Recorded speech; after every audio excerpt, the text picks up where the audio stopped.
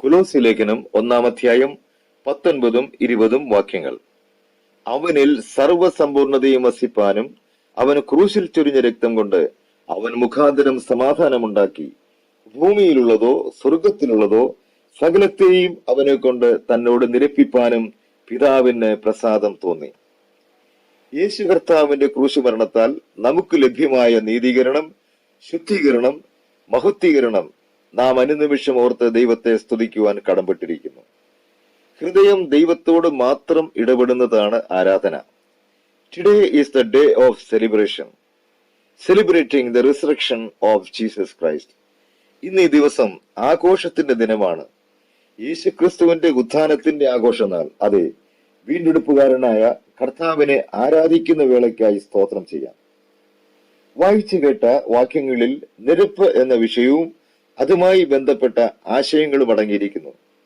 നിരപ്പിന്റെ ശുശ്രൂഷയിൽ ആദ്യമായി നാം കാണുന്നത് the object of his coming to this world.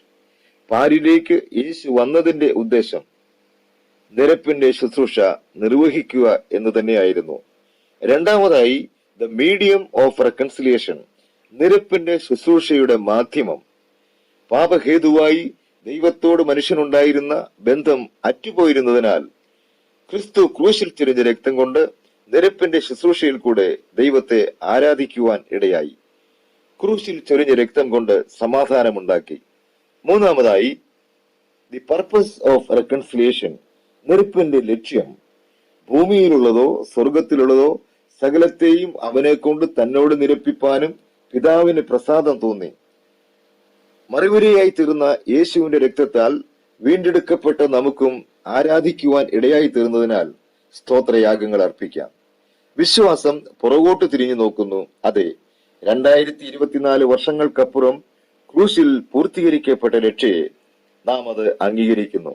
നമുക്കൊരു പ്രതീക്ഷയുണ്ട്.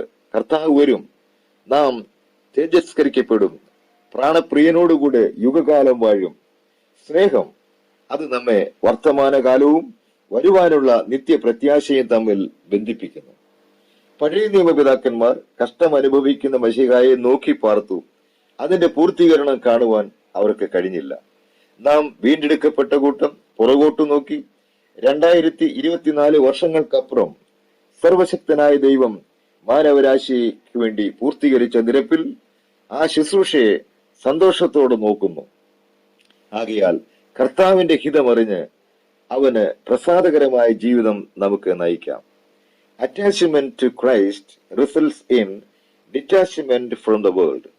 കർത്താവിനോടുള്ള സ്നേഹ സാമീപ്യത്തിന്റെ ഫലമാണ് ലോകത്തോടുള്ള വിരക്തി. ദൈവമായ കർത്താവ് നമ്മേവരെയും അനുഗ്രഹിക്കുമാറാകട്ടെ.